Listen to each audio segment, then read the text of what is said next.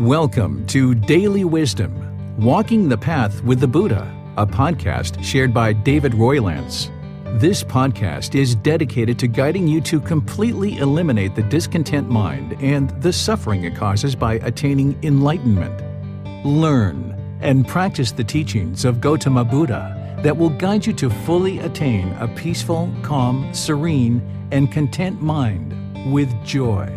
To support this podcast, visit patreon.com/support Buddha or visit buddhadailywisdom.com, where you will discover a full range of courses, retreats, and online learning resources to assist you on the path to enlightenment. Now, here's our teacher to share more.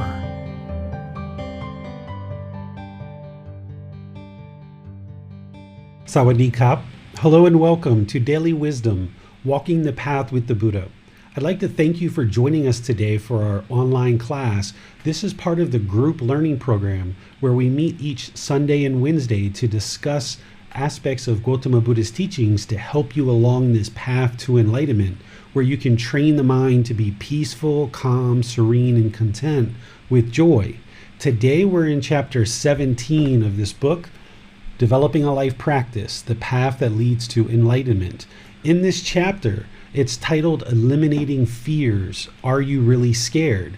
Fears are one of the things that hold us back in the world.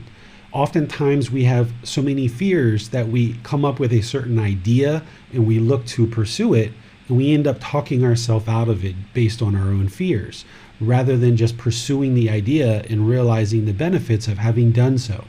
So I titled this chapter, Eliminating Fears, Are You Really Scared? Because what you'll find out in today's class is you're actually not really scared. What fear is a discontent feeling, or is discontentedness. The mind is discontent because of the fear. But if you've been studying Gautama Buddha's teachings for any length of time, then you understand what causes discontentedness. What causes discontentedness is craving, desire, attachment. That's the cause of all discontentedness.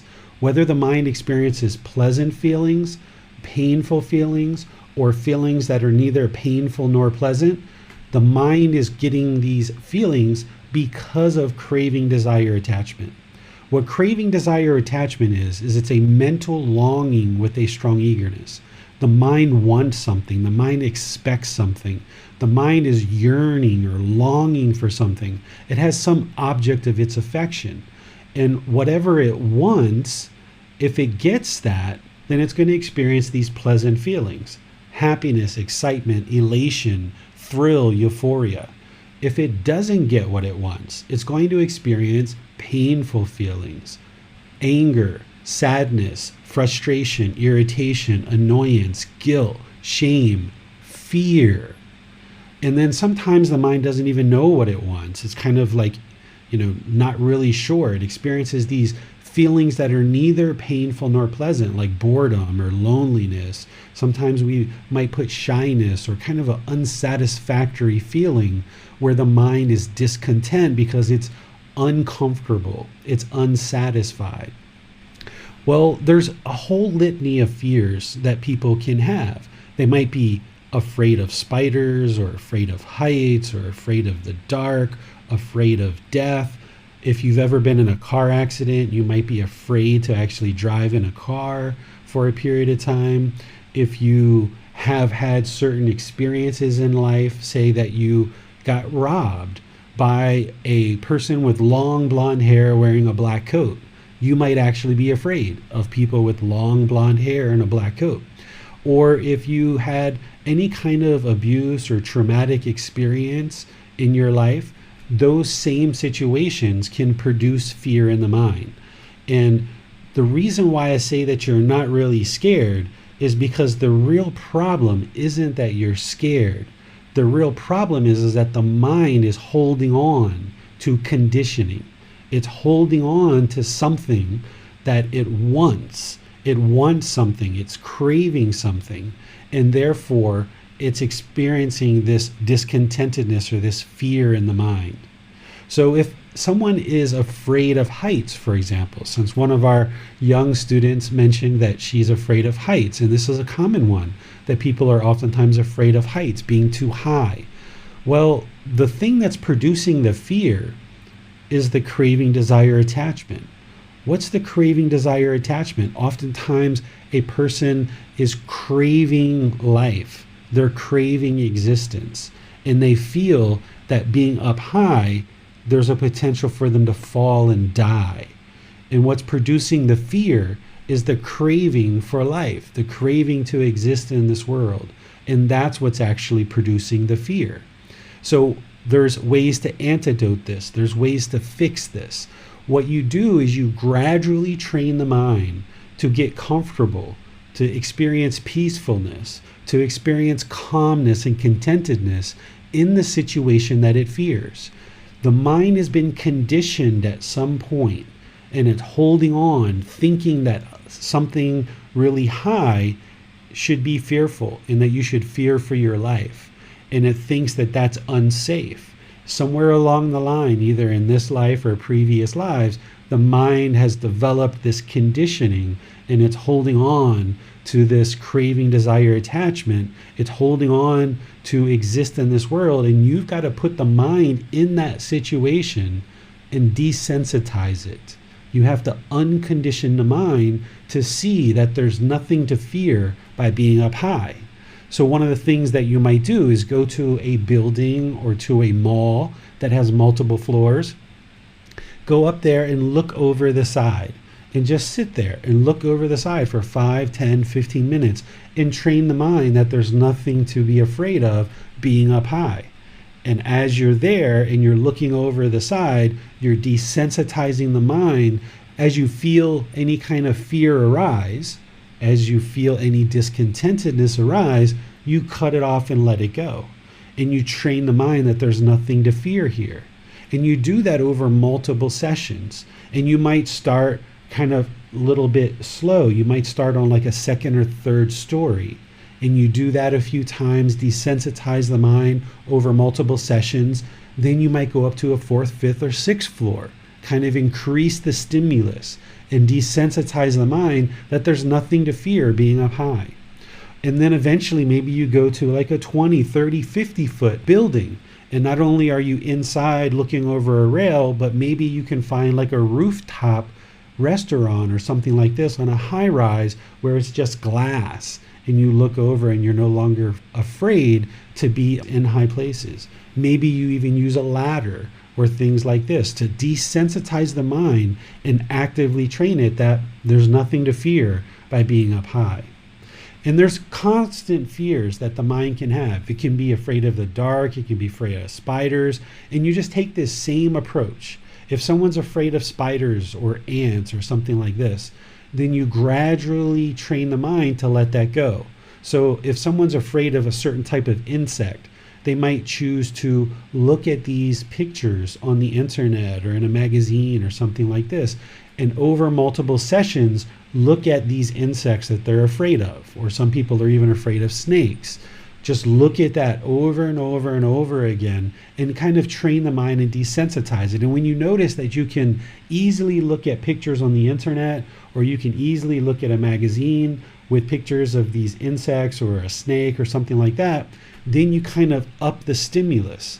Maybe now you go to a museum that has these insects or snakes that are preserved. And they're dead, but they look a little bit more real than a picture in a magazine or on the internet. And now you go do that a few times and you desensitize the mind to that. Then maybe you move into kind of a natural environment. If it's spiders or ants, those are pretty easy to find. You can go out into a natural environment and kind of look for them and then just sit there and observe that there's nothing to fear.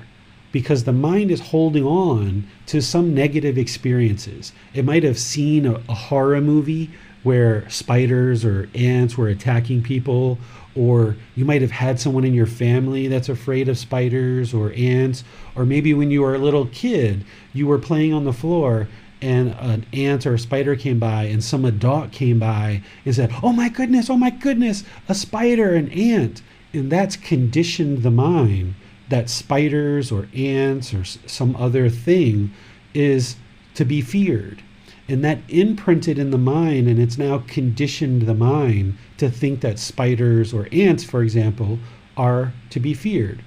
And if this is what your mind's holding on to, and you know that, then what you have to do is you have to replace those negative experiences that you had with positive experiences, where you see that you can look at pictures of these insects or animals, you can go to museums and look at them, you can even look at them in their natural environment, and there's nothing to fear. There's no harm that comes to you. And over multiple sessions of doing this, the mind ultimately releases the conditioning. Or another way to say this is the mind eliminates the craving, desire, attachment to never see a snake, or to never see a spider, or never see an ant. The mind has to let go of this conditioning. And the only way that I know to do that is to maintain your breathing mindfulness meditation practice and your practice of generosity, which is actively working to overall train the mind to let go of craving, desire, attachment. But then with specific things like fears, you need to put the mind in those specific situations and actively train it over multiple sessions to let go. One example I can give you is I noticed a couple years ago that Bailan, my son, was afraid of the dark. So I needed to train him to let go of that fear. And when I noticed that, what I would do is we would be downstairs on our way upstairs at nighttime to sleep. And he obviously showed that he was scared of the dark. So what I would do is I would hold his hand walking up the stairs, and I would allow him to turn off the light because he was making the choice to turn off the light. So he would turn off the light and we would walk upstairs, and we did this multiple nights where he felt comfortable walking with Dad with the light off. Okay. Then after doing that, we progressed where I would walk halfway up the stairs and he would be at the bottom. And then he would turn off the lights and walk up to me. And then together we would walk the next part holding hands. And we did that multiple times. Then I would stand at the top of the stairs. He would turn off the light and walk up the stairs by himself to me. Then we did that multiple times. Then over time, I would just stay in my room and I would say, Bailan, can you go downstairs and get something for me? And then he would have to go do it by himself. And it was choices that he made. And he didn't necessarily always enjoy, and he kind of struggled sometimes. And we kind of had to find a way to make his mind comfortable. But eventually, as he was doing this and he realized through experiencing that there's nothing to be afraid of in the dark, then he realized that he didn't need to be afraid of the dark. And we ultimately upped the ante a bit where he went into a bathroom and he closed the door and he turned off the light and he sat in there for a few minutes by himself. And he could see that there was nothing to fear, that each time he was in the dark, either with me or by himself, that he always came out and he was always alive. He has always survived. There was nothing that attacked him. There was nothing that was to be feared. And it helped to desensitize his mind to being in the dark. So you can do these things for your children if you have children that are having certain fears, but you can also do this with yourself. If you're afraid of heights, or you're afraid of spiders or ants or snakes, or if you're afraid of death, one of the things that you do in order to desensitize the mind to death is you sit and you contemplate your own death. What you do is you wait until there's a time where you have a couple of hours to work through the emotions, and you sit and you quietly think about your own death. You think about dying, you think about perhaps a funeral, you think about how sad your family would be observing that you died. Think about all the things that maybe you haven't said to people that you need to say, or certain things that you would like to hear from people before you die. This actually helps with other craving, desire, attachments too. But by you contemplating your death and just coming to terms that this is something that you're going to face at some point, you can't avoid it. So what you do is you confront it. You desensitize the mind to it by contemplating your own death. And then after you do that for 30 minutes or so, then after you're done, you get to get up and go see your kids, or you get to get up and see your partner, or you get to go have some food at a restaurant, or go see some friends, or call your mom or your dad. And you do this over multiple sessions until it no longer bothers you.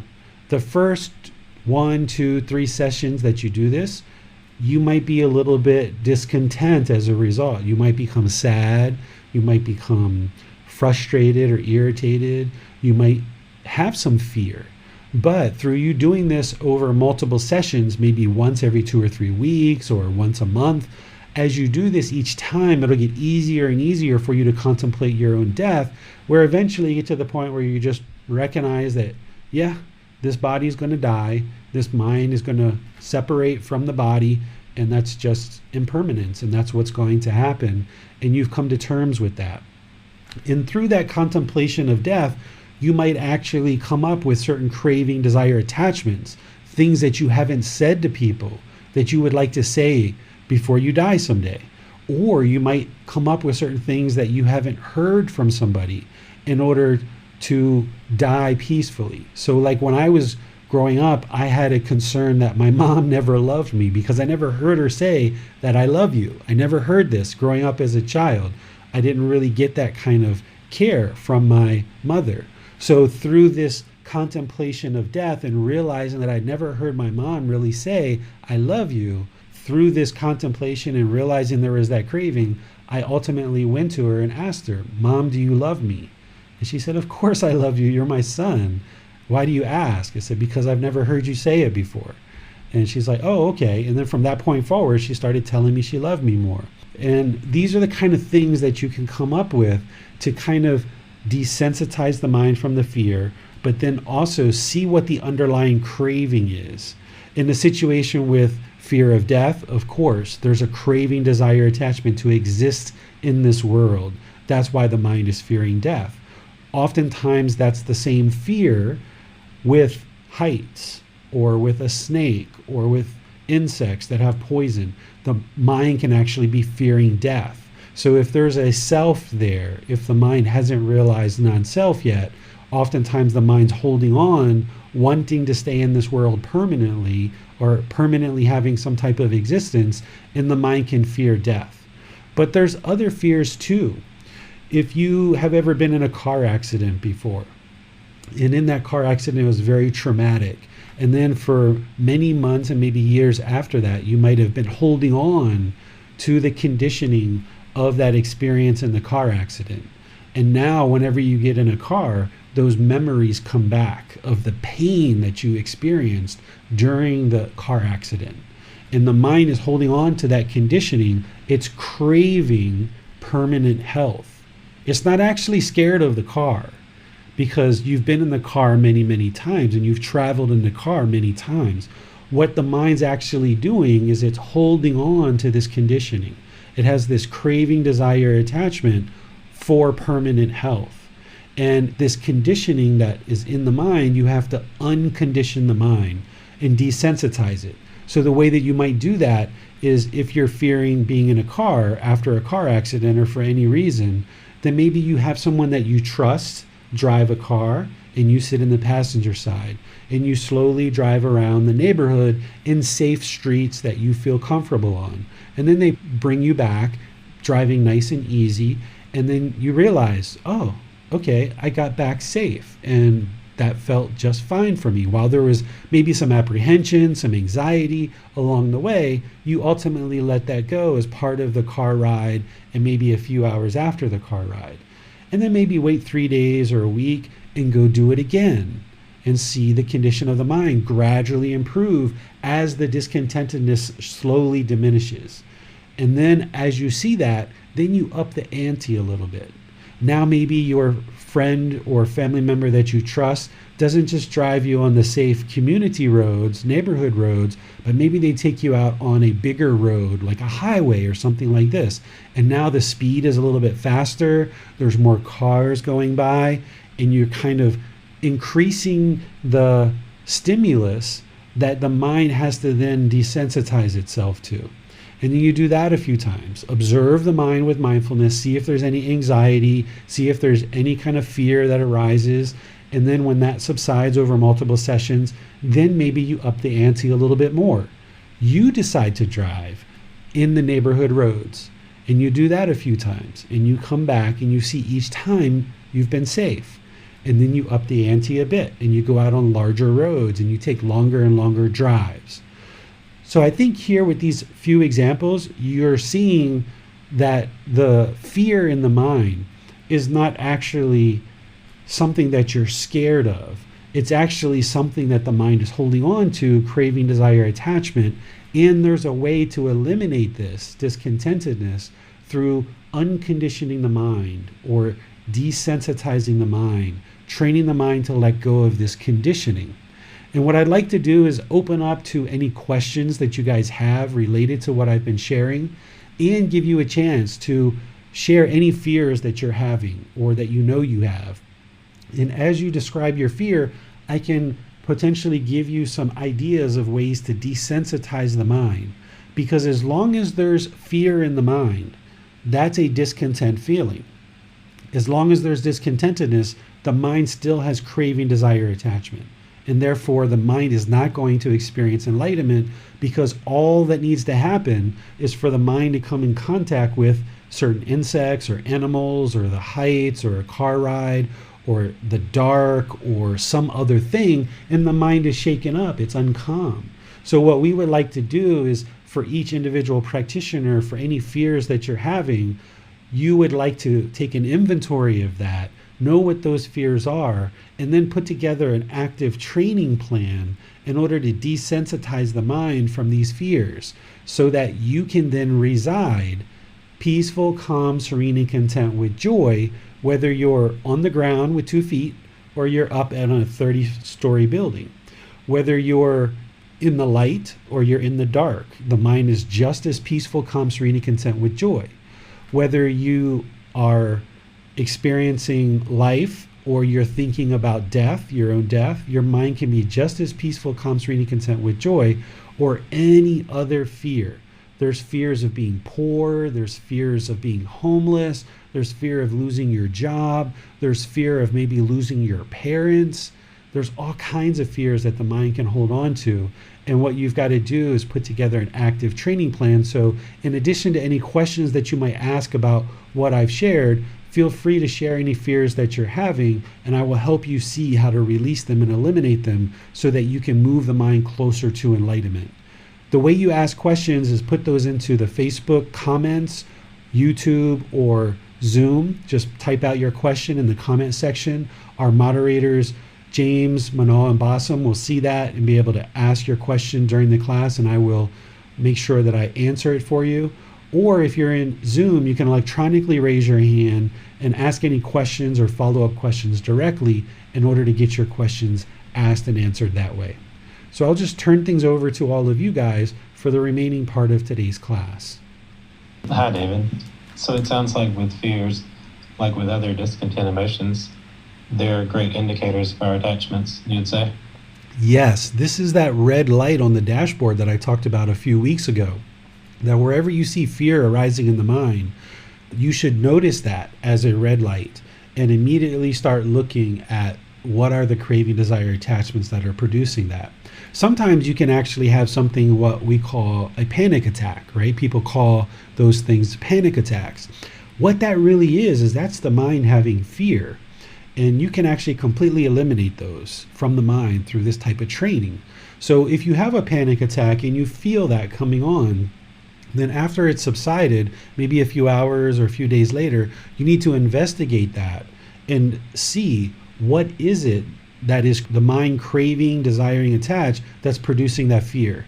Just like when you see the red light on the dashboard of a car, you're going to pull over the car and you're going to investigate. You're going to check the oil, you're going to check the coolant, you're going to check the gas, you're going to check spark plugs, you're going to check all these different things in the car to see what is the problem. The same thing when you see fear arise in the mind, it's that red light, and you've got to investigate that so that you can eradicate it. Because the other option is to just hold on to the craving, desire, attachment and just keep being fearful your whole life. What the unenlightened mind wants to do is it wants to push away the spiders. It wants to push away the snakes. It wants to make sure you're never in the heights or you're never in the dark, because the mind has aversion and it's pushing away this painful experience thinking that that's going to solve the problem. But the problem is that's not permanent. Being in lights is not permanent. You're going to be in the dark sometime. Never seeing an ant is not permanent, or never seeing spiders, or never seeing snakes, or never being in a high position. That's not permanent. You're going to need to be in those situations. So if the mind has aversion and just tries to push these things out of your life and try to create this perfect little bubble, well, that bubble is going to get burst. And when it does, your mind's going to be shaken up. So rather than push away these painful feelings of fear and try to push away these situations, instead, what I'm suggesting to you and encouraging you to do is instead confront it and put the mind into that situation, desensitize it over multiple situations, multiple circumstances, multiple sessions. And then after you desensitize the mind and you let go of that craving, desire, attachment, then if you're in the dark or you're not in the dark, no problem. If you're up high or you're down low, no problem. If you see a snake or a spider or an ant, no problem, no big deal. But if you keep pushing away and keep allowing the mind to have aversion, thinking that it can permanently do that, then you're just sweeping the problem under the carpet and it's not actually being solved. But by confronting this, you can actively train the mind to eliminate the fear. I thought I would ask David about root fears. It seems that many of our fears, such as heights or driving or the dark, there's a deeper root fear there, such as the fear of death. And do you feel that we should address the root fear first, or is it important to address those surface fears first, or how do you feel about that? You're addressing the root cause, which is the craving, desire, attachment. So in your situation, or in your example, what you're describing is somebody who's craving permanence in terms of their existence. They're not comfortable with death. So that's the real problem, is the craving, desire, attachment to exist. Or maybe they're afraid of painful death. So that's where you have to confront that, contemplate that, desensitize the mind about that over multiple sessions. That's the real core problem. You're not actually addressing the fear. The fear is actually the symptom. The fear is not actually the cause of the problem. The cause is the craving, desire, attachment. The fear is just the symptom. So when you see the symptom, then you dig into it and you go back to the root cause, which is going to be some cravings, desires, attachments. And when you find out and discover what those are, then you can actively eliminate them. And that's what's going to eliminate the fear or the discontentedness. Thank you, David. And I thought I would ask about fears that we can potentially avoid. If there is a fear that we may not likely face, is it still important for our practice and for our mind to address that fear and to eliminate it? What fear could you actually avoid? Can you give me an example? Well, I suppose if we had a fear of flying, but we lived a lifestyle that we would never fly potentially, just as an example, or, like perhaps a fear of the ocean, but we live very far from the ocean, something like that. Okay, so if there's that kind of fear that's in there and you just avoid flying and you never fly, then that means that the mind is probably afraid of death, right? It's craving, desiring, attached to existence in this world.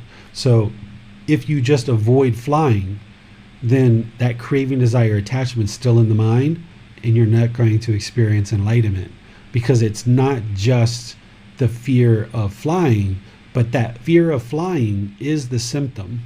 But the underlying craving, desire, attachment is that the mind is holding on, craving permanence to exist in this world. So it's going to be afraid of flying because of that craving, desire, attachment to exist. It's going to be afraid of heights, maybe. When somebody walks by that maybe looks a little bit scary for that person, they're going to be scared of that too, because they're afraid that they're going to die. This craving, desire, attachment to exist in the world is the underlying core problem, and it's going to produce multiple symptoms.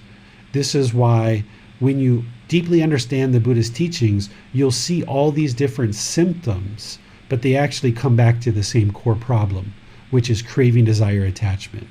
Like when we talked about true love a couple of weeks ago, when we talked about how the unenlightened mind is not practicing true love. What did I start out with? Talking about craving, desire, attachment. A lot of these classes that we're having now, I kind of preface everything that I talk about as craving, desire, attachment, because that's the core problem that we talked about back in chapter 4. But it produces so many problems in one's life that if you were to just avoid flying all the time, then you're going to experience discontentedness in other parts of your life. The mind's never going to experience permanent peace, calm, serenity, and contentedness with joy. And you're just kind of sweeping under the carpet this craving, desire, attachment, and there's going to be rebirth. So not only is there going to be discontentedness continuously throughout this life, but there's going to be a rebirth as well. And one of the things that I suggest to people is that the mind is kind of like holding water, like a sponge or a rag. And this water is like the craving, desire, attachment. You can also think about it as craving, anger, and ignorance. Like these poisons are being held in the sponge or the rag. And rather than just kind of avoiding and putting the rag in a certain place where it can hold on to that water, instead wring the water out.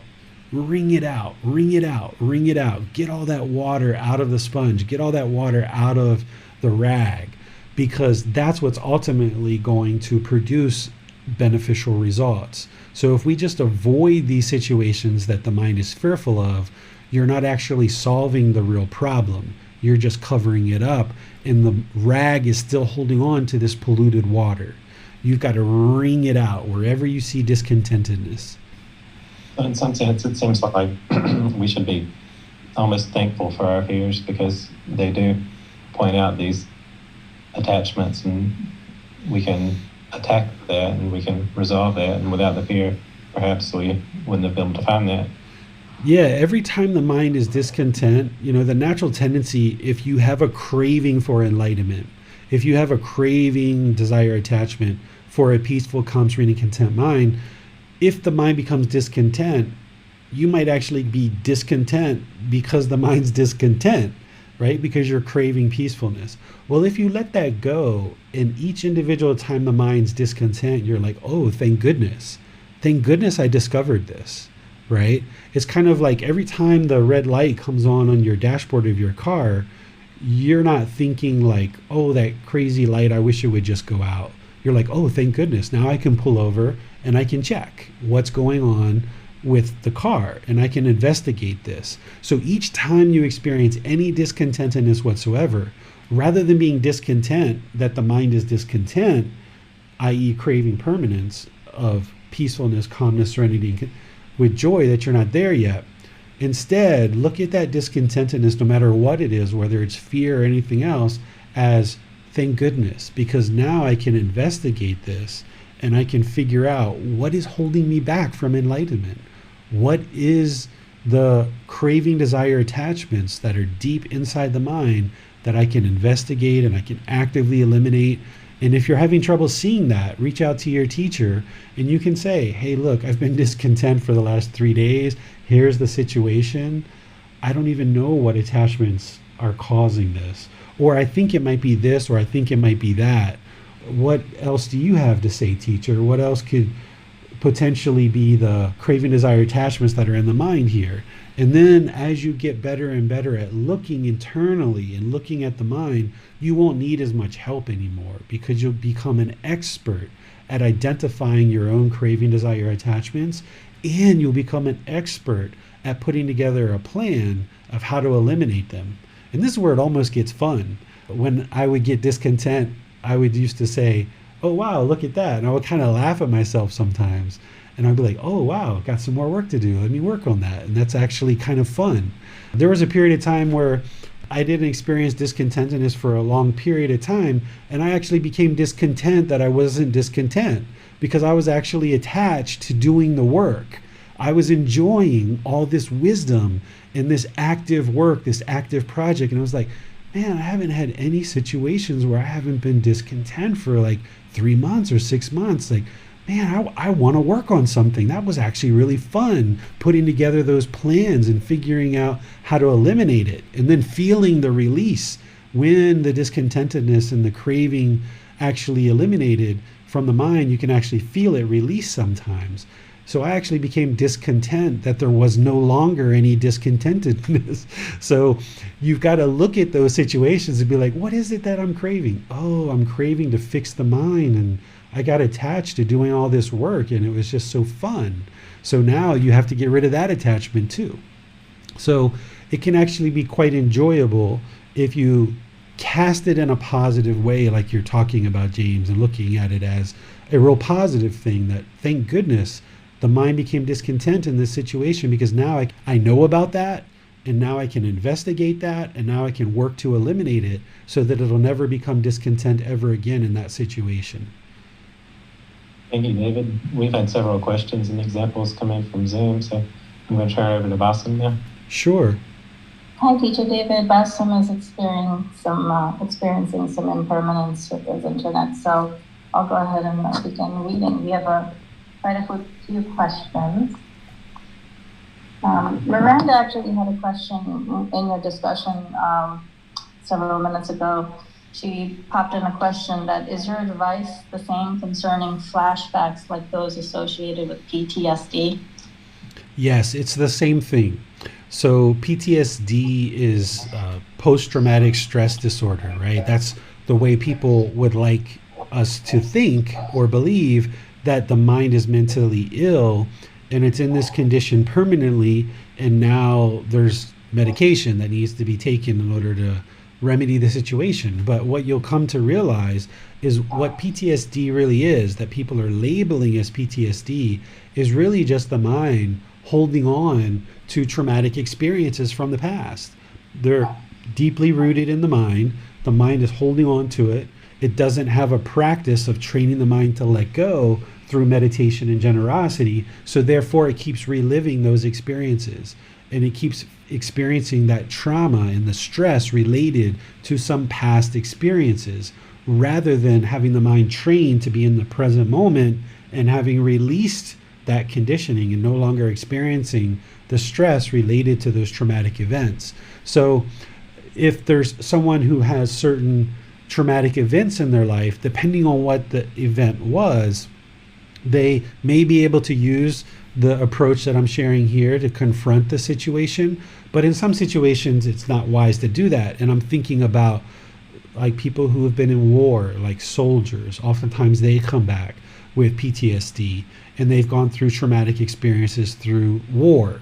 Well, the solution here wouldn't be to go back to war and have a positive experience in war, because there is no such thing as a positive experience in war. Instead, there's the breathing mindfulness meditation, there's the generosity, there's bringing the mind into the present moment and working more skillfully on what the actual situation was, to bring the mind into the present moment and let go of any conditioning from the past.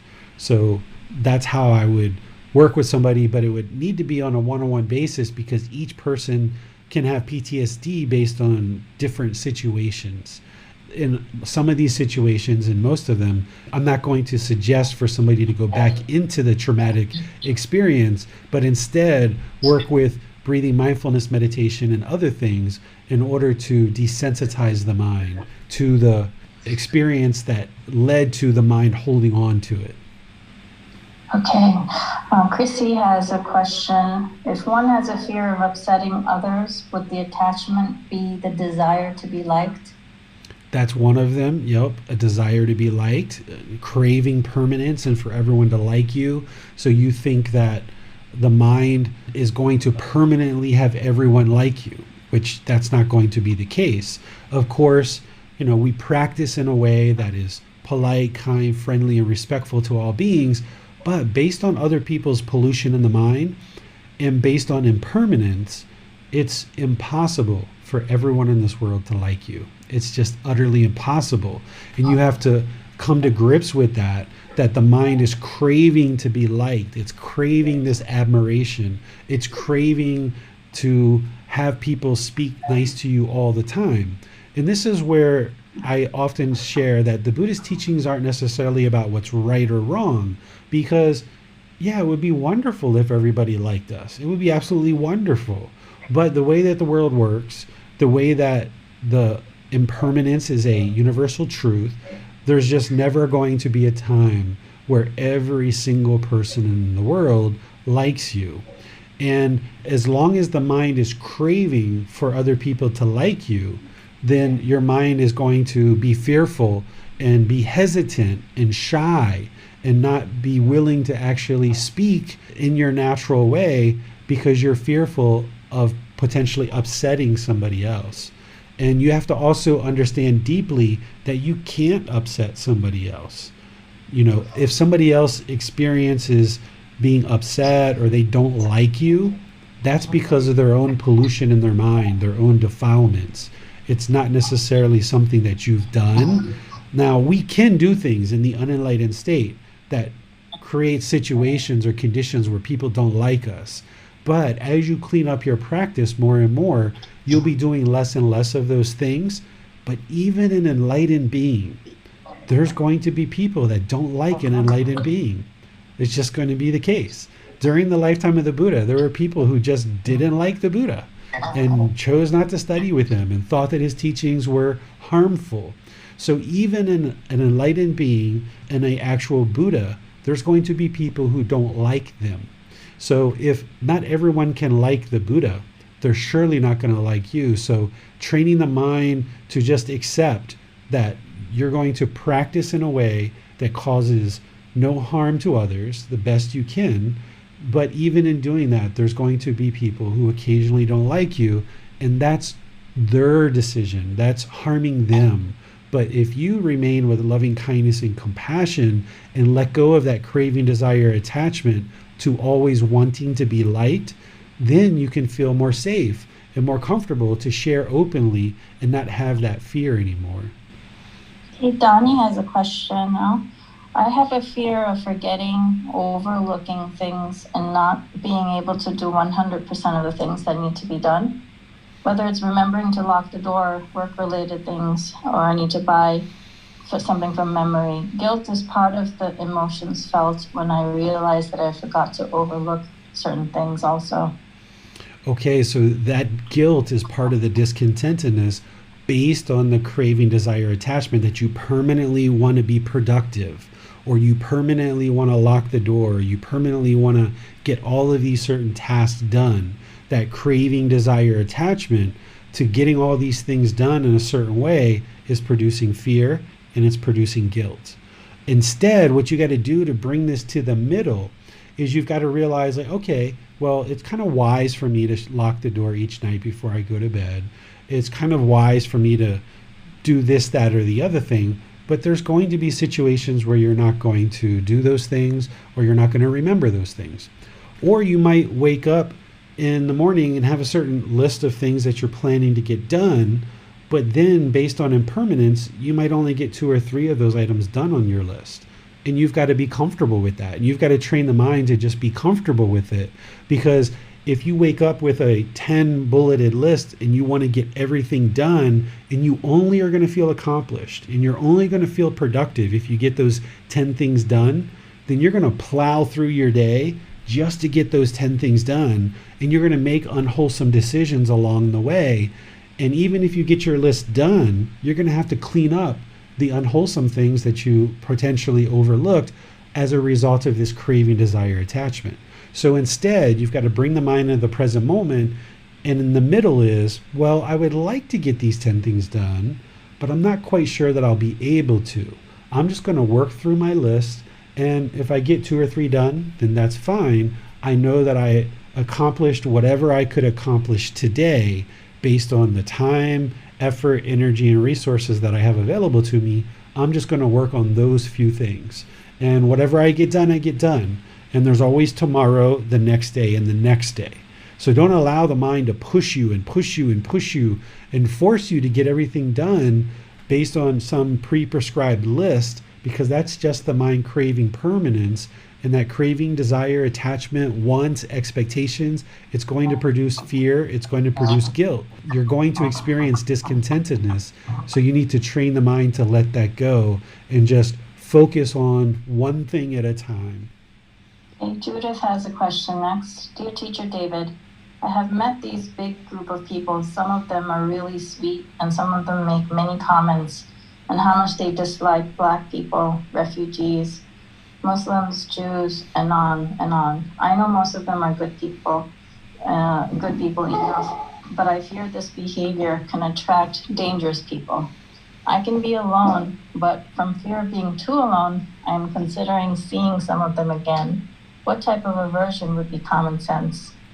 Okay, so the solution here isn't to go around other people. If you're fearing being alone, then you've got to desensitize the mind to that. You have to train the mind to be alone and be comfortable with that. If you decide to go around other people because of the fear of being alone, well, you're craving, desiring, attached, wanting to be around others. And you're not actually solving the problem, because now you can't be around other people permanently. And you're going to still experience loneliness. So a better approach would be to train your mind to do multiple things alone. And once you observe that the mind can be peaceful, calm, serene, and content with joy alone for extended periods of time, then you can start introducing relationships where you can start being with other people. So I had this same fear at one time in my life too. So I would go out to the mall alone. I would go watch movies alone. I would go on drives alone. I would go different places alone. And as I did this more and more and more, the mind got comfortable with being alone, feeling safe, feeling secure, feeling peaceful, calm, serene, and content with joy in your own skin.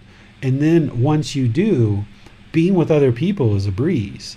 And then when you're not with other people, you won't be fearful anymore because you've trained the mind to be alone. So you can't train the mind to eliminate the fear of being alone by being with other people. You actually have to train the mind to be alone through meditation, through going places alone, taking walks alone, going shopping alone, even going on vacation alone. If that's something that you have the ability to do as COVID restrictions release, take little holidays, for a day or two or three here and there. Take day trips. One of the things I share with people is, falling in love with yourself, even though there is no self. And even though we're not talking about conceited love, one of the things that oftentimes the unenlightened mind doesn't like is it doesn't like being alone, because you're dealing with all those thoughts in your own mind. Or we sometimes disparage ourselves when we're alone. And having somebody around, the mind isn't thinking about that kind of stuff. So you've actually got to train the mind to fall in love with itself without conceit and without arrogance. And the way you do this is take yourself out on a date, take yourself out to eat, take yourself out to a restaurant, take yourself out to a movie, take yourself out shopping, take yourself on a holiday or a vacation. Fall in love with yourself. And then when you're comfortable, peaceful, calm, serene, and content with joy alone, then being around other people is kind of a breeze. Yeah, that's very, very nice to hear that, Teacher David, to fall in love with yourself. As parents, we often say things like this to our children. Hey, you have to, you have to love yourself for who you are, and whatever attributes you may be able to have. And when young minds are trying to discover who they are with their peers, we often encourage them to just be themselves and love themselves. But as adults, we don't hear that often, like you have to love yourself, treat yourself, do something for yourself. So that is actually a very important reminder. Early on in my meditation practice, one of the most difficult things was sitting there in meditation with my own thoughts. Because, when your mind is heavily defiled, one of the most scariest things is listening to your own thoughts. And that went on for a really long period of time.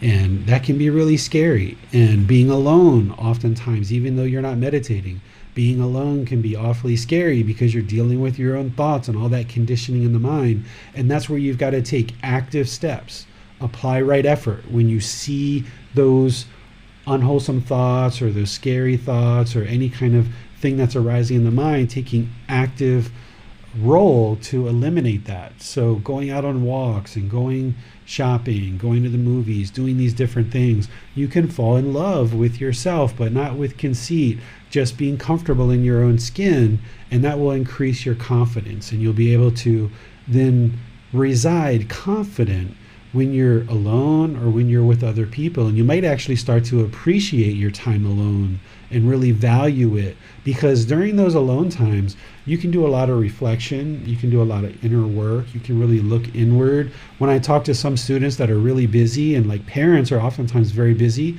parents with young children, that they don't actually take time alone for themselves. And this is something that parents and even single people, or even people with a life partner who's involved in work and with a life partner, having time alone is so very healthy for the mind. When I grew up, I remember in America that we were kind of laughed at and mocked if we, went somewhere, like in college, if we went to the dining hall alone, we were laughed at and mocked because it was like, you don't have any friends. Or if you went to the mall by yourself and walked around by yourself, we were kind of laughed at and mocked. And this is one of the reasons why my mind was conditioned and I was afraid of being alone at one time. But what I did is I slowly trained the mind to be alone.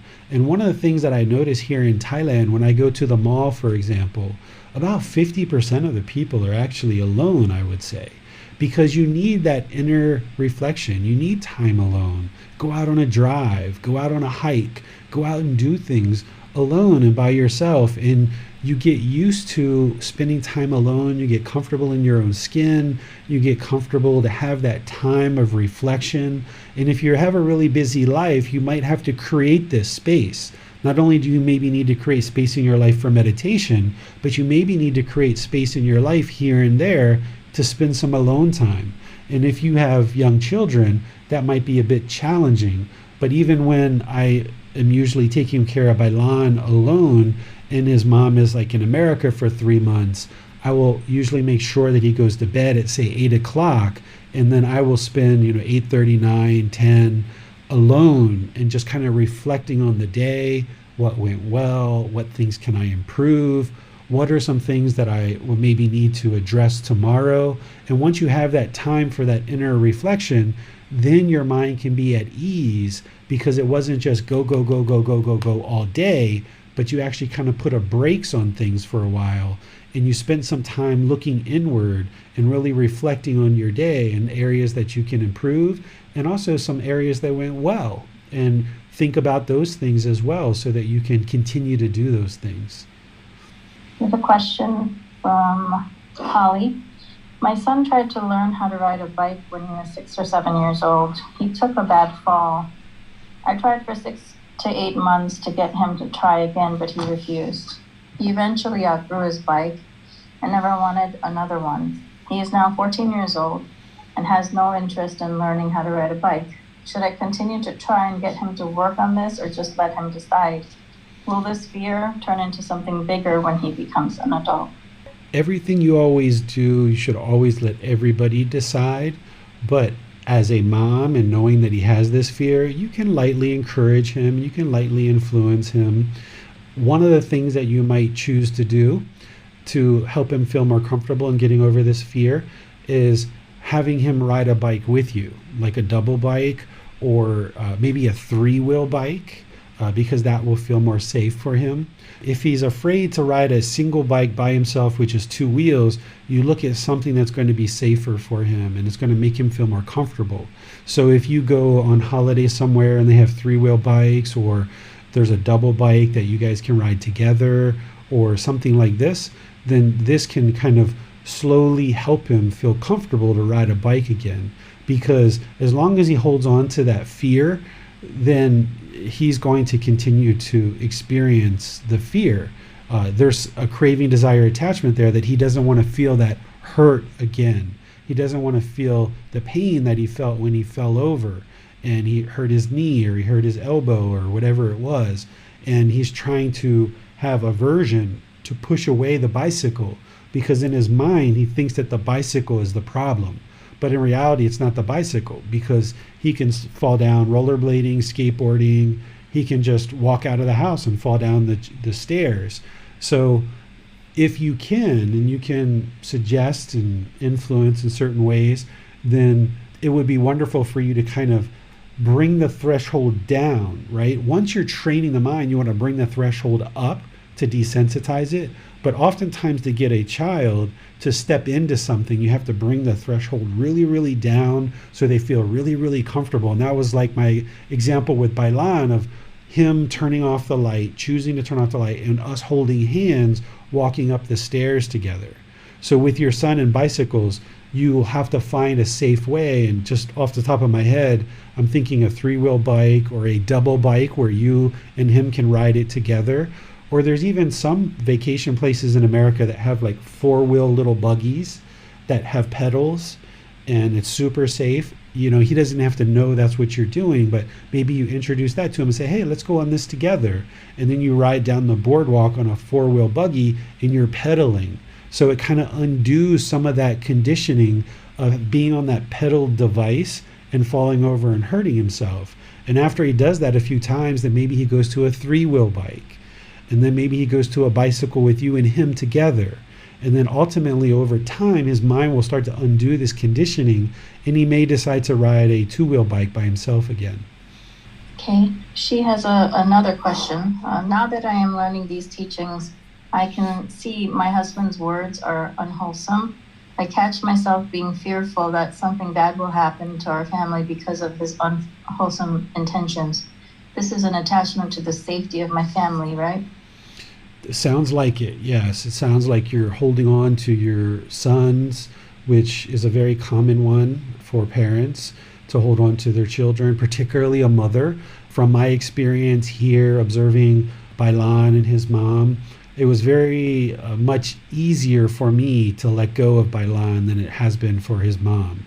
Because after all, these children were part of your body for 9 months. And if you breastfed or you did other kind of spending time with them at home, there was a lot of time for the mind to have attachment. So a mother's attachment to their children is oftentimes much more challenging to let go of than for a man. So yeah, it sounds like you're trying to shelter and protect your sons from your husband's speech. And what you need to come to realize is that whatever your husband says to your sons, if that's unwholesome and it's harmful, that's his relationship with them, and it's affecting your husband. And your sons over time have either already figured out or will figure out that the way that their father is, and their relationship will be whatever it is based on your husband's interactions and your son's interactions. And you're not part of that necessarily. They have their own relationship. All you can do is make sure your speech and your actions are wholesome, and that way you have a wholesome relationship with your sons. And then if your husband chooses to observe this more wholesome relationship that you have and chooses to change his behavior, then that's what he chooses, but he may not. And you just have to accept that that's part of their relationship together, and you can't necessarily change that. You can influence it through your own actions and your own speech, but you can't change your husband. But anything he says is affecting him, not you. Anastasia has a question. How or what do you call the I who identifies the fear and has to do the work of getting rid of the fear? This is the mind. It's not the I. Although in an unenlightened mind, there is a permanent self that the mind thinks is there. It's a delusion. It's not true reality.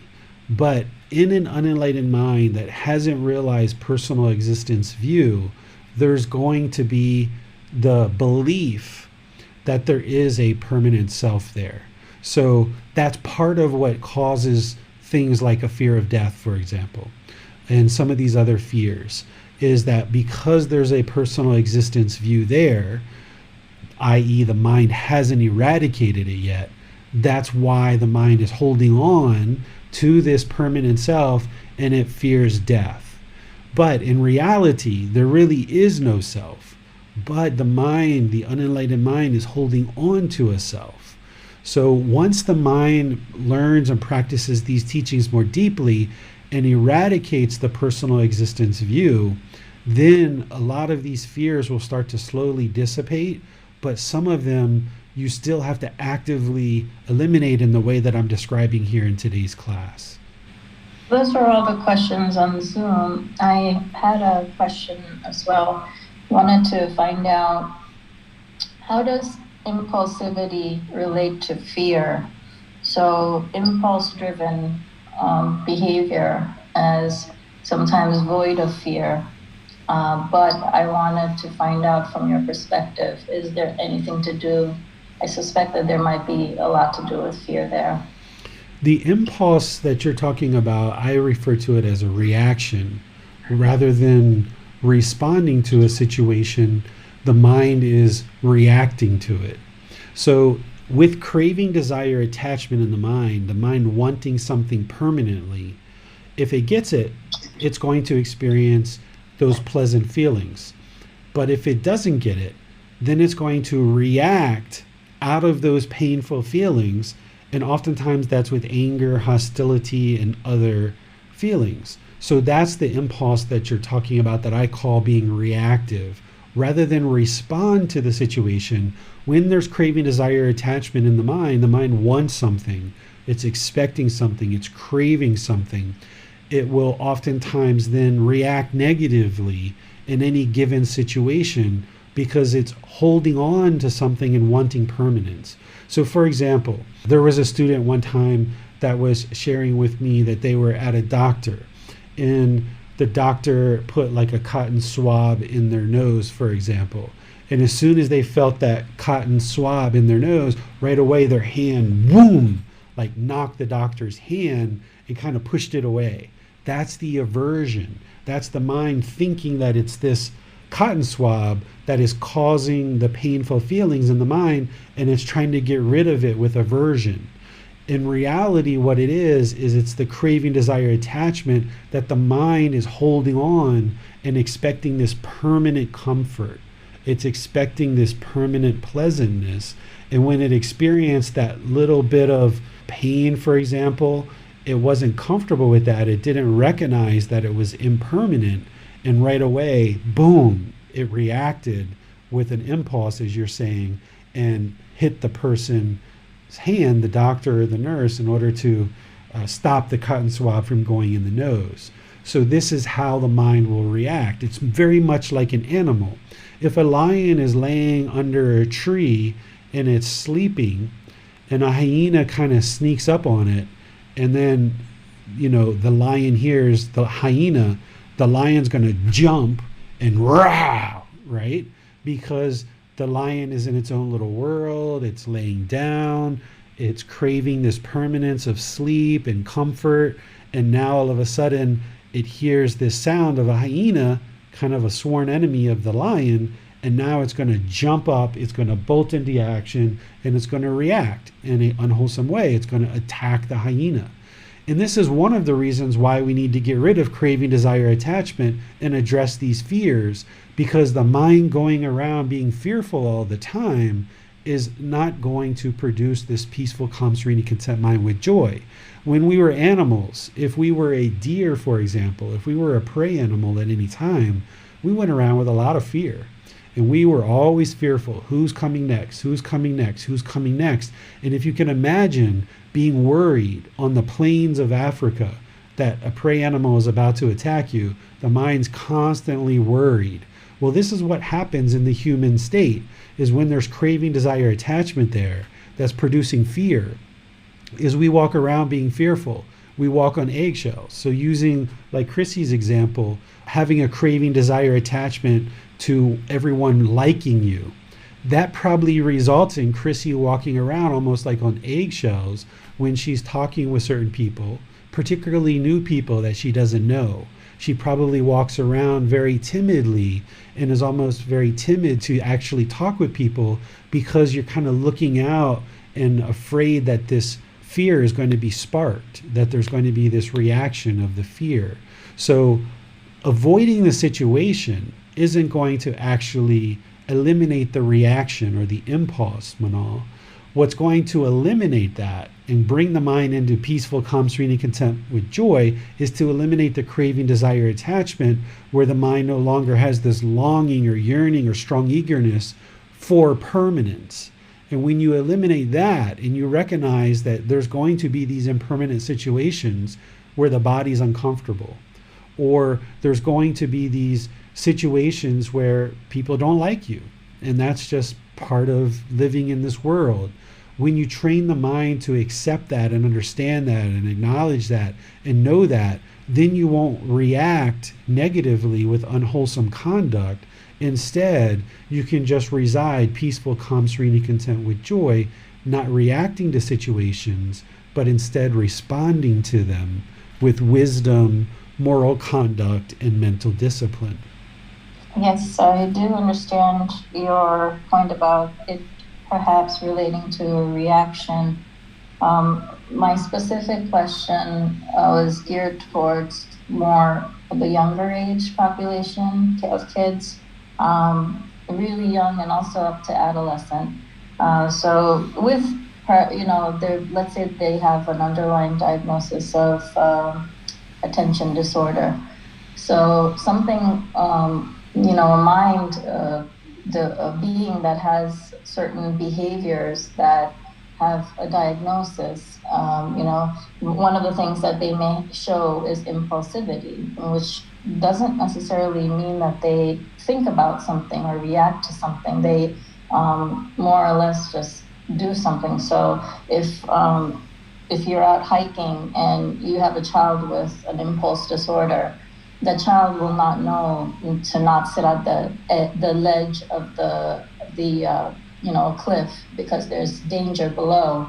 They'll think, oh, let me just grab a picture, let's hang out here, and they don't think about the repercussions of taking a decision of that sort. It's it's something that's void of knowing what will happen after you do something. So I'm more or less just speaking about if there is an underlying diagnosis or if there's a younger age mind that needs to, still kind of cultivate a lot of understanding of action and behavior. Okay, so it all comes back to the same thing, Manal. What you're saying as an underlying diagnosis, this is actually a complete misunderstanding of the mind that has been shared in the world. When someone says that someone has attention deficit disorder and now that's a medical problem that is treated with medication, it's actually a delusion. This is actually not true. Sure, the person is having symptoms of an unconcentrated, unattentive mind, and maybe they lack wisdom, which is what you're talking about, and they sit too close to the edge of a cliff. But there's no pill that's going to solve that. There's no pill that's going to produce concentration or wisdom in the mind. This person or this child is being impulsive because their mind hasn't been actively trained to have concentration, and they're sitting too close to the cliff because they're lacking the wisdom to understand that that's a potential danger. So what is in society today that we talk about, and this is coming up in a future chapter, when we talk about attention deficit disorder or ADHD, hyperactivity disorder, bipolar, manic depression, major depression, bulimia, anxiety, stress, anorexia, all of these different things that today are being labeled as mental disorders, that people think that there's a problem with these people's brains. In reality, there's nothing wrong with the person's brain. What's the real problem is with a situation where someone has been labeled as ADHD or ADD, their just mind is not trained to have concentration. Their mind isn't trained to have wisdom to slowly make wise decisions. So all of these things that we now think of as medical problems, as more and more people learn the Buddhist teachings and actually practice them, people are going to discover that this is not true. Because the whole mental health industry really just blossomed in the last 50 years. We'll go through this in a few weeks and we'll talk about this, but this is actually not true reality. If you look at the actual mind, the problem isn't that the brain is defective and we now need to treat it with medication. The problem is that the mind is just untrained, and that can all be fixed and all be remedied through eliminating craving, anger, and ignorance. These 3 poisons and these 10 fetters.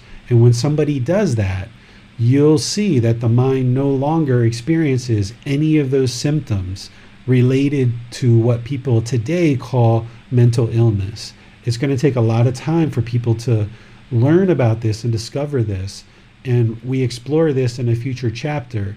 And once we do, and I lay it out more clearly for all of you guys, you'll be able to see that if any of you have been diagnosed with any mental health disorders, or if any of your children have, or any of your family members, they can actually remedy all of that through the Buddhist teachings.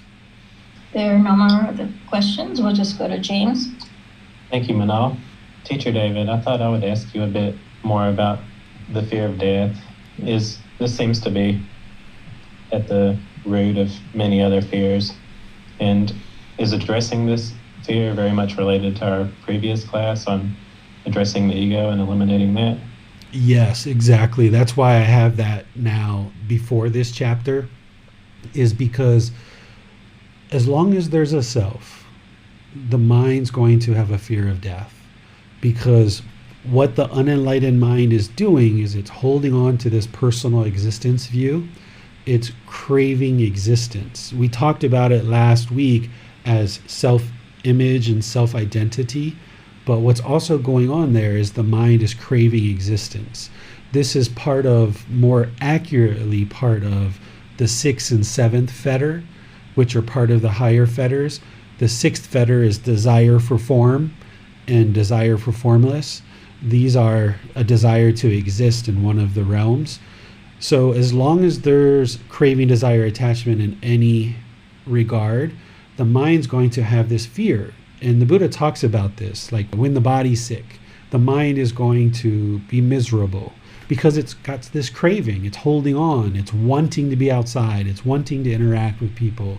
So it has this discontentedness because it doesn't recognize the impermanent nature of the physical body, that sometimes it's going to be healthy and sometimes it's going to be sick. And just accepting that it's sometimes going to be sick. So people lay in bed and we moan and we groan and we go to the hospital, and people hate being in the hospital and they don't want to be there. They want to hurry up and get out because the mind is craving permanence, and it has all these things in life that it's attached to. It wants to see your friends, your family. It wants to drive down the street in a car, on a motorcycle. It wants to go to your favorite restaurant. It's holding on to all these things. This is the same reason why the mind oftentimes fears death. That if you have children, or if you have a nice house, a nice job, you have a life partner, you're holding on to this world, and you want to hold on to this world so tightly that as you kind of get to the point where you're contemplating death or getting close to death, the person's moaning and groaning because they don't want to leave this world. They don't want to leave behind all these things that you're holding on to. But if you train the mind to mentally let go of these things, but you can still have them in your life, but just mentally let go, then you won't fear death. And you'll be able to then reside peaceful, calm, serene, and content with joy, because there's nothing in this world that you're holding on to. You've literally let go. You still have a car, you still have a child, you still have a life partner, you still have a car, you still have a job, and you interact with all these things, and you're very joyful and peaceful doing so, but you're not holding on to them, craving them and wanting them to be permanent. Because as long as the mind wants these things to be permanent, you're holding on to this world and the mind hasn't let go yet. And that's where the fear of death is coming from.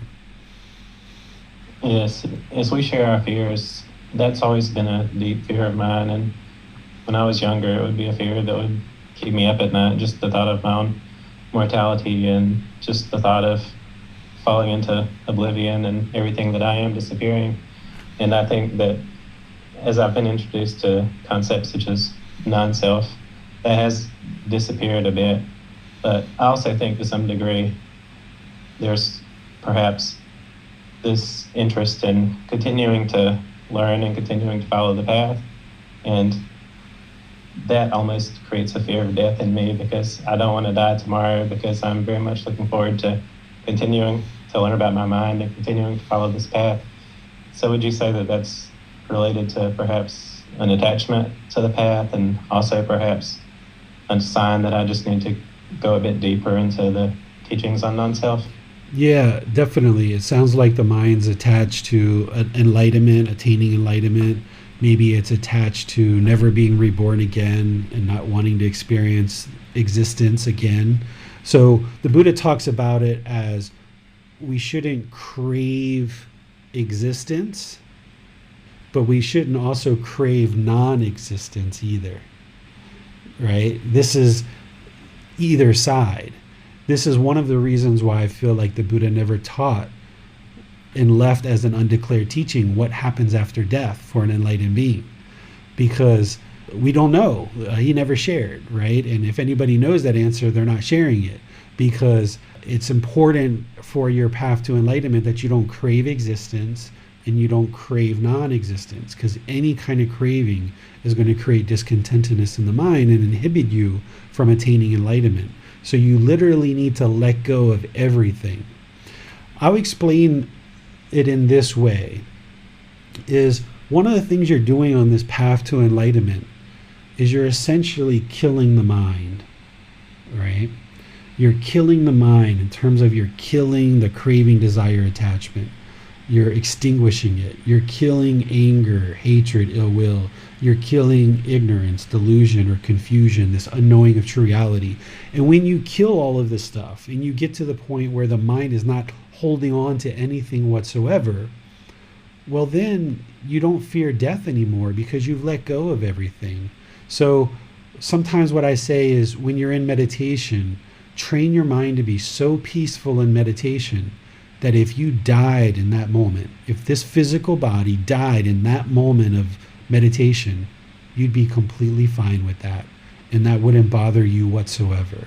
And if you can get to that point where in meditation you've trained the mind to be so utterly peaceful, calm, serene, and content with joy, that if you died in that moment, if this physical body died in that moment, you would just be completely fine with that, and there's nothing else that you still need to do in order to complete this life. Then the mind is liberated, because whether you stay alive or this body dies, you're completely fine either way. It doesn't bother you. So if you can get to that point where the mind is fully liberated in that way, essentially you've killed the mind while you're still alive, while the body's still alive and the mind's still alive, then you get to live the whole rest of this life peaceful, calm, serene, and content with joy, because you've already killed the mind. The Buddha referred to this as the deathless, that once you kill the mind, essentially through eliminating all of these defilements, then when death actually comes, the physical body dies and the mind separates. But there actually isn't really a true death, because you've let go of everything. There's no self here. So once you've trained the mind to that point and you've let go of everything, when it's time for this physical body to die, it's just like, okay, then it's just time to die. And this physical body dies, the mind separates, and whatever happens from there. And if you can get to that point well before physical death, then you're going to experience peaceful, calm, serene, and content mind with joy for the rest of this life, because you're fine if you live or die. You're fine. Now, of course, you're going to make wise decisions to not walk out in front of a truck.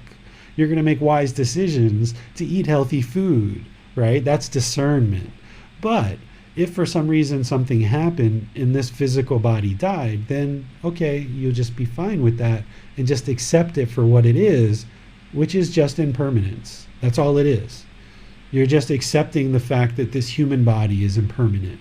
And if you can get to that point where you just accept the fact that this human body and this mind is impermanent, and you're not holding on, trying to maintain it permanently, then the mind's liberated from this fear of death. But as long as your mind's trying to hold on to this physical body and this mind, i.e. this existence, as long as your mind's holding on to this existence, craving it to be permanent, there's still going to be a fear of death. So in some sense, the fear of death is simply the fear of the death of the self, and this whole path is about eliminating the self, essentially. Yeah. Such that the fear of death disappears, essentially. Well, the nothing in this path just disappears by itself. You have to take a real active role in this. So with the fear of death, that's why the Buddha taught, and I'm teaching as well, to contemplate your own death over multiple sessions and find the space when you're able to do that, because that's what's ultimately going to bring the mind to accept death, is that you kind of have to envision that, reflect on that, go inward and spend some time really looking at that and really convincing yourself that this physical body has truly died, and kind of almost like you're a bird's eye view or a fly on the wall at your own funeral, and just kind of envision what that's like over multiple sessions, and just being really comfortable with that. Because the fear of death, there's, yes, this personal existence view that you're hitting on, James, but there's also this craving, desire, attachment for this physical body to be permanent, which is part of the self. But there's also sometimes a fear of pain. Some people are fearful of a painful death. Sometimes people are afraid of death because they're holding on to their children or their life partner or their job. They really enjoy this life so much that they're holding on to this life so much. So there can be many factors of the mind holding on to 3, 4, 5, 8, 10 things that's really producing the fear of death. And the only way to eliminate that is to actively work with the mind to contemplate your own death. And sometimes the best times to do that is when other people have died in your life. So if you're at a funeral and your grandparents have died or someone close to you have died, sitting in that funeral and kind of almost envisioning yourself in that casket can be one of the ways, if that's the way you have a funeral, is casket, vision yourself in that casket and as if everybody's coming up to say goodbye to you. And it might make you really, really sad to do this. And you might start crying and you might start getting upset. But in doing that and raising that discontentedness, the mind's going to have to let that go at some point. And then the next time you do it, it won't be as severe. It'll be less. And then you do it again, like every couple of weeks or every couple of months. And then each time the discontentedness gets less and less because you start becoming more and more comfortable with your own death. And eventually you'll have 2, 3, 4 sessions where, yeah, you're just completely fine with death. That's okay. And one of the things that's important here is sometimes the ego is there, and people might say, yeah, I don't know, I'm not afraid of death. I can die, I don't care. But then when you're in a situation where someone pulls out in front of you in traffic, and you're, oh my goodness, that right there is your fear of death, right? And even though your ego might be telling you that you're not afraid of death, when the mind is in a situation where a car pulls out in front of you and you feel that little skip of your heart, that's the fear of death coming into you. So don't allow the ego to convince you that you're not afraid of death, because then the mind's holding on to something based on the ego.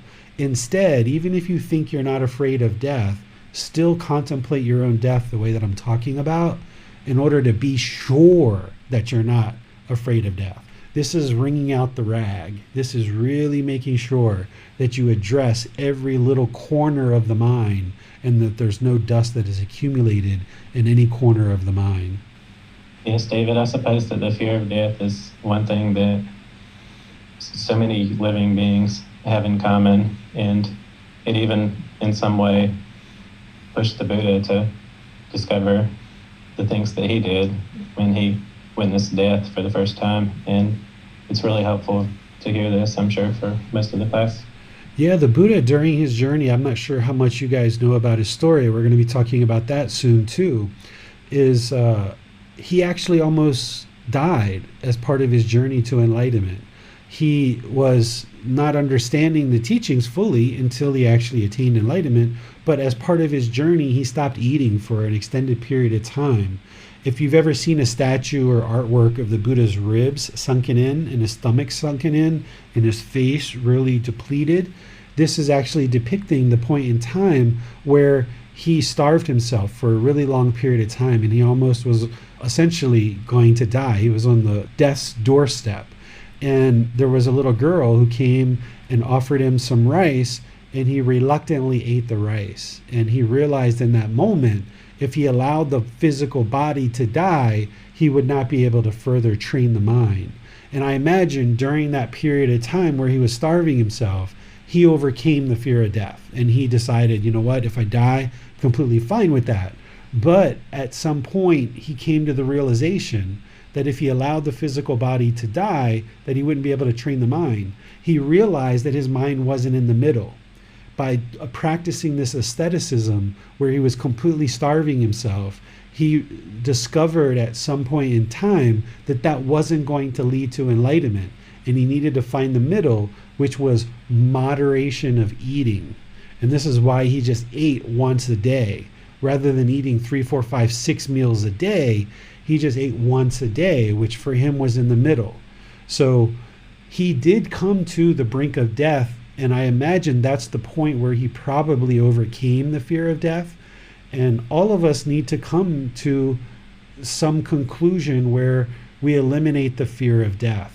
And the way to do that is not necessarily going out into the forest and starving yourself the way the Buddha did, but instead, what he suggests and what I suggest is to contemplate your own death over multiple sessions. And you'll find that this will help you get in touch with coming to terms with your own death and realizing that that is going to happen. We have a follow-up on this topic from Holly. She says, would you agree that the fear of death subsides naturally as a person gets older? Maybe because more important life milestones have been met? Not necessarily. Not everybody eliminates the fear of death before death. It can maybe diminish for some people, but not for all people.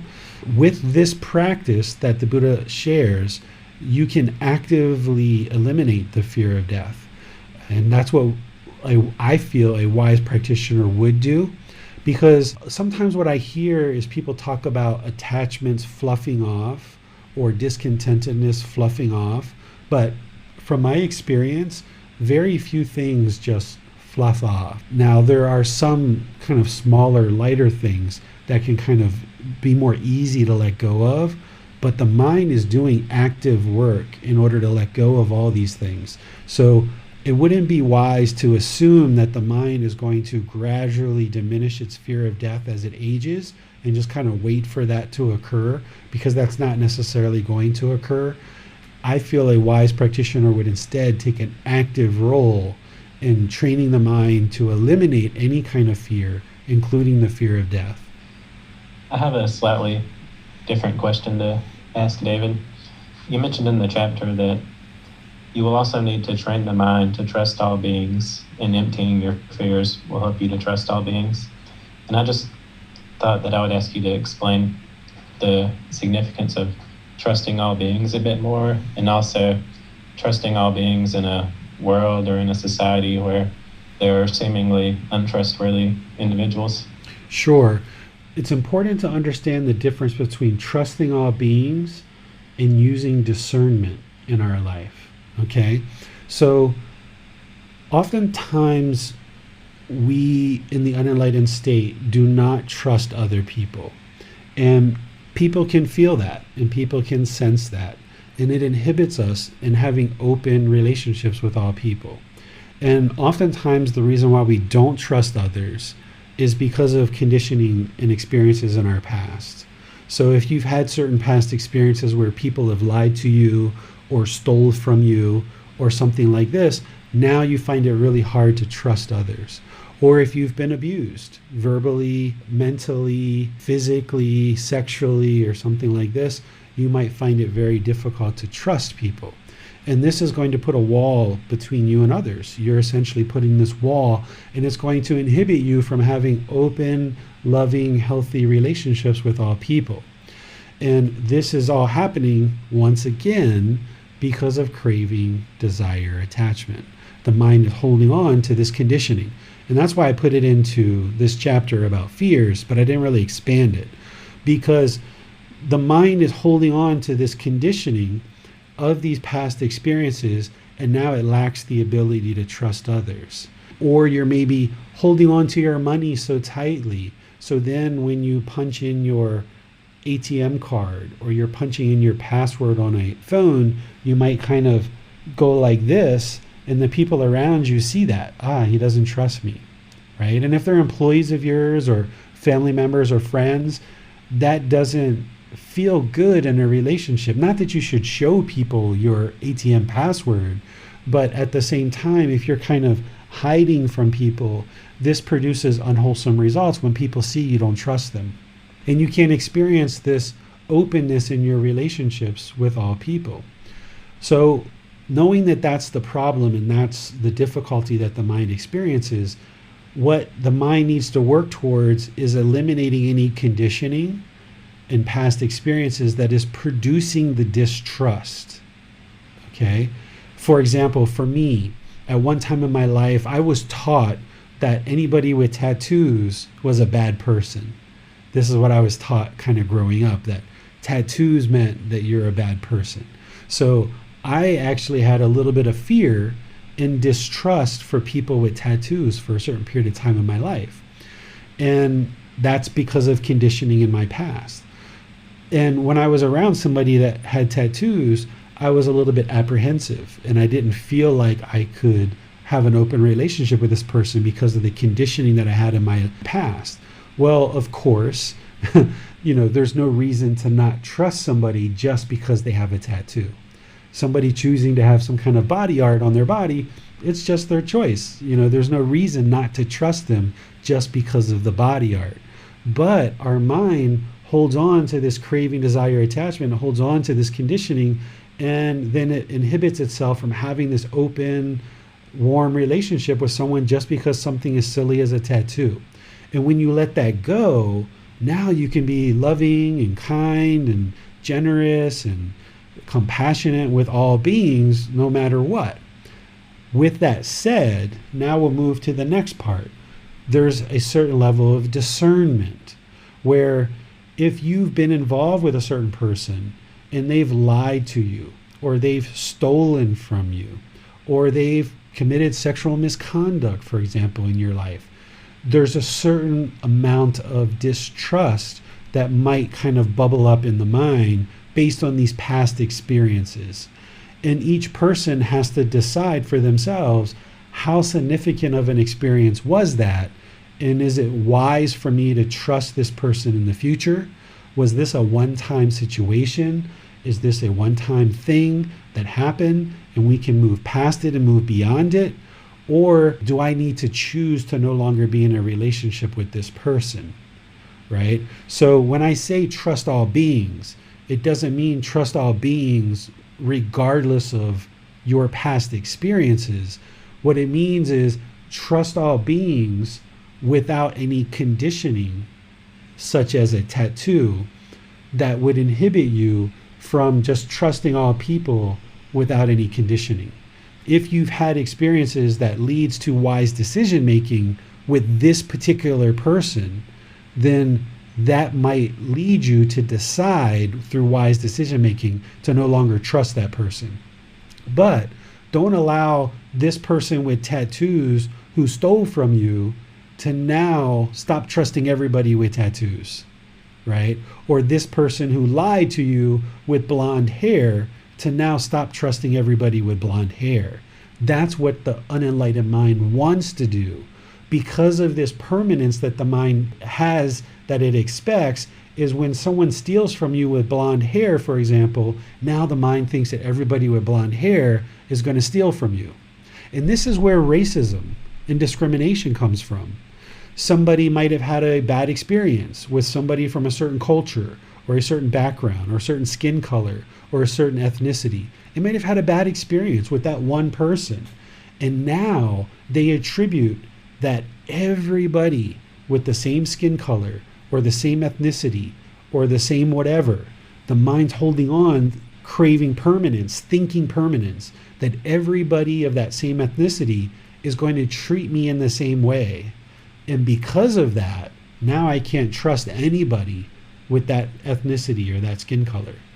So what I'm sharing, and I didn't go into it in a lot of detail in that book for a reason, because there's already so many stuff in there, is that what you've got to get to is you got to get to where you uncondition the mind, and you realize that if this person that has blonde hair, blue eyes, and white skin beat you up in a parking lot, that was just that one person's decision.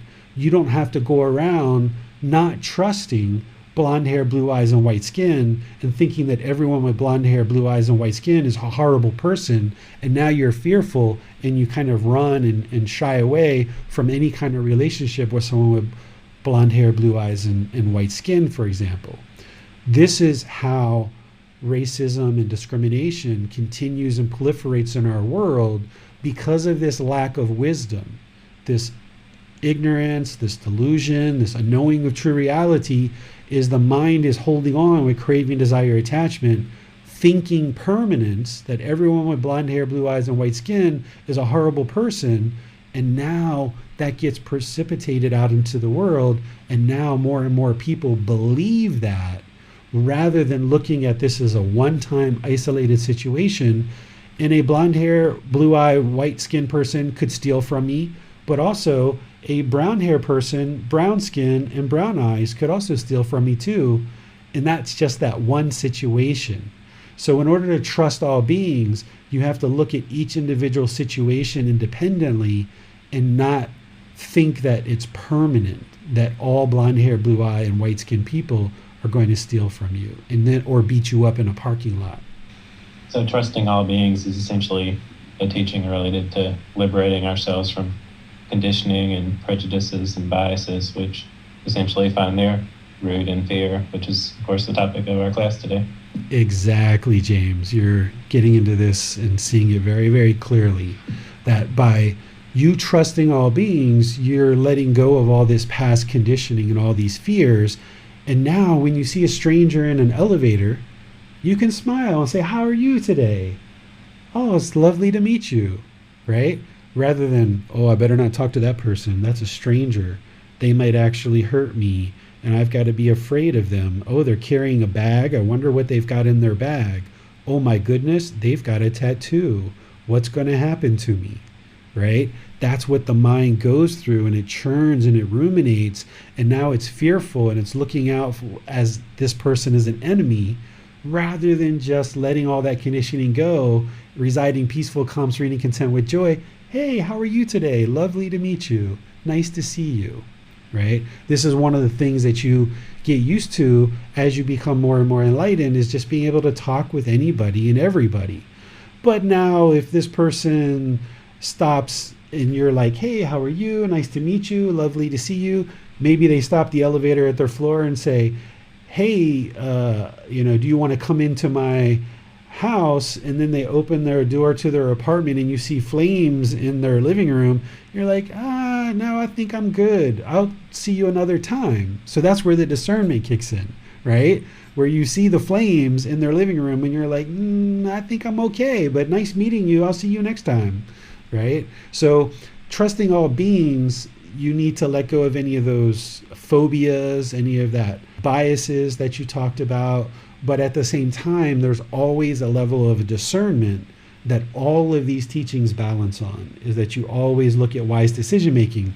But just getting into an elevator with a stranger is no reason to kind of, be skimmish and kind of, hide in the corner because you're afraid of this person who happens to be wearing a black leather jacket and has a tattoo on their neck, right? There's no reason to be afraid of that person because they haven't done anything. They're just a person standing in an elevator. But if the person has conditioning from past experiences, they might become very fearful in that situation. The mind is not enlightened.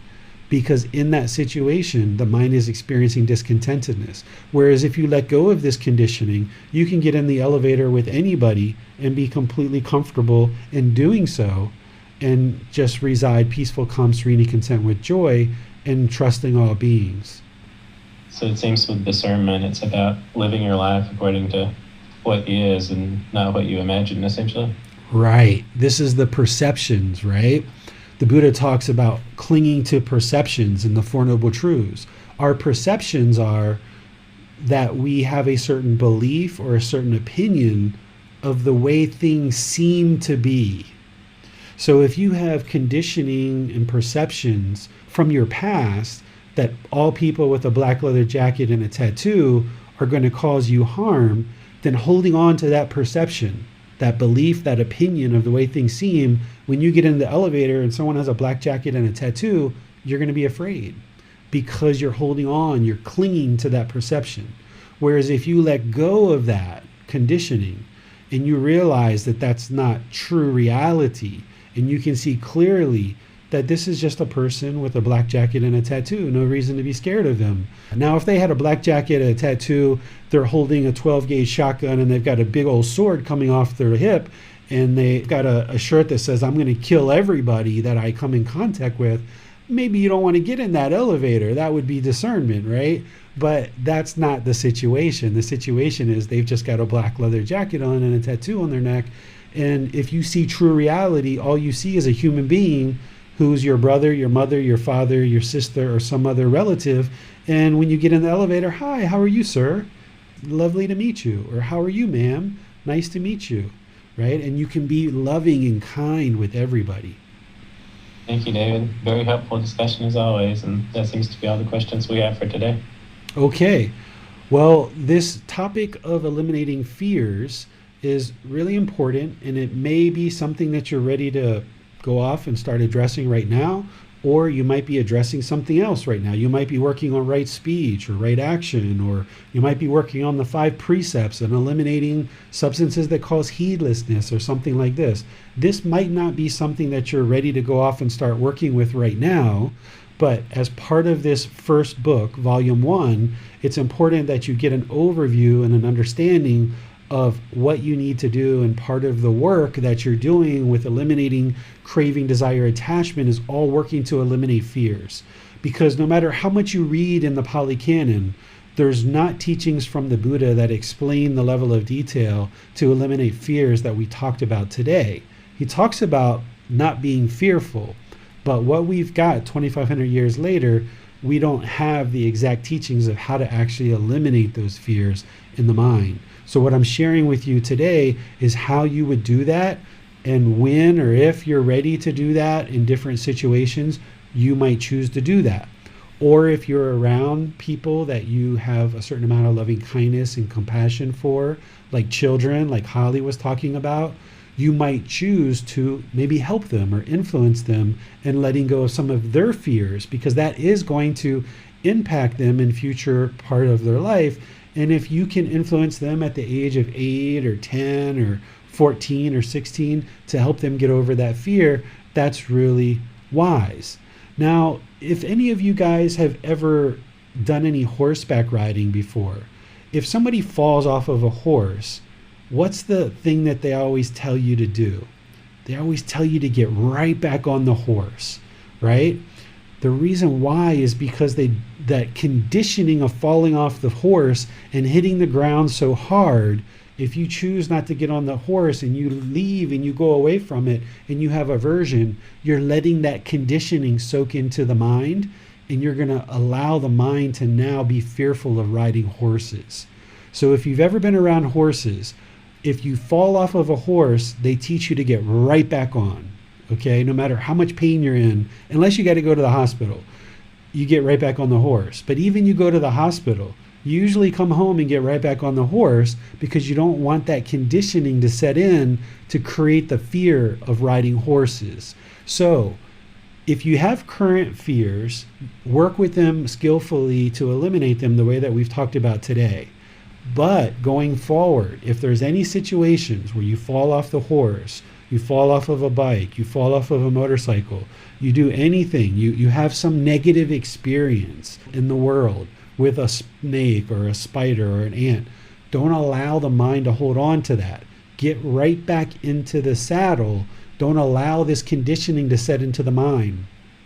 Because once the conditioning sets into the mind and it's there for many years, it's much harder to uproot that craving, desire, attachment that's causing the fear. So when you see something like that occur, get right back into the saddle so it doesn't allow the mind to hold on to that conditioning. Next week, we're going to be in chapter 18, which is about God and that we have free will. Now, the Buddha never taught whether we should have belief in God or not. He taught about certain gods, and this is something that came up in his actual teachings. One of the big myths about the Buddha's teachings is some people say the Buddha denied the existence of God, or people will say there is no God in Buddhism. Well, the Buddha didn't make God a central figure in the attainment of enlightenment, because God isn't granting enlightenment. He's not giving us enlightenment, and you can attain enlightenment on your own. But during the lifetime of the Buddha, he did share teachings about God in order to help people understand. You can actually attain enlightenment with a relationship with God or without a relationship with God. You don't need to have a relationship with God in order to attain enlightenment.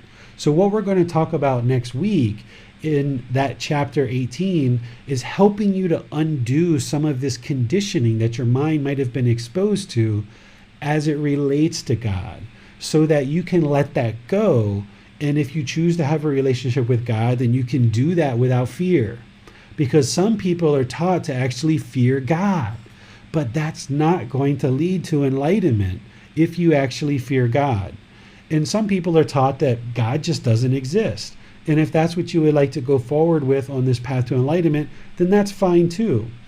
But if you're interested in understanding this topic and letting go of any conditioning that your mind might have around this topic, that's what we're going to talk about next week. Some people just hearing the word God, it can elicit discontentedness in the mind. So even just me speaking about God right now, if a certain fear came to your mind, or a certain pleasure came to your mind, or a certain anger or frustration came to your mind, you should definitely attend next class, because you need to desensitize your mind to that so that you can talk about God, or you can hear things about God or not, and your mind can be completely peaceful, calm, serene, and content with joy. So my talk next week is not going to be to try to convince you that God exists. It's not going to try to convince you to believe in God. That's not what these teachings are all about. There's no belief in these teachings whatsoever. Instead, what I'm going to teach you is, if you would like to have a relationship with God and attain enlightenment, here's how to do that. If you would like to not have a relationship with God and still attain enlightenment, here's how you would do that. So I'm not going to convince you to do either side. You choose for yourself which direction you'd like to take. And my talk next week is going to help you to be able to be successful if you choose to have a relationship or you choose not to have a relationship. And hopefully to uncondition the mind from things that you might have been taught in the past based on this topic. So this is why this topic of fears comes up first in the book, because a lot of people are actually taught to fear God. And there's just no need to do that, because God isn't doing anything harmful to us whatsoever. But we'll cover all of this next week in chapter 18, which is titled God's Creative Actions. You have free will. So if you'd like to read that ahead of time, you can, or you can read it after class. We'll cover that next week on Sunday. On Wednesday coming up, we're going to be doing loving kindness meditation together. And of course, I always open up to any questions that you guys might be having as you're progressing in your practice. So you can use that time to ask any questions about your meditation practice or any other teachings that you're learning as part of this path through the resources that I share. There's just an open question period, typically at the end of meditation, that you can just ask any question that you like. So thank you all for joining today's class. I'm really pleased to see that you guys are diving into these teachings so deeply.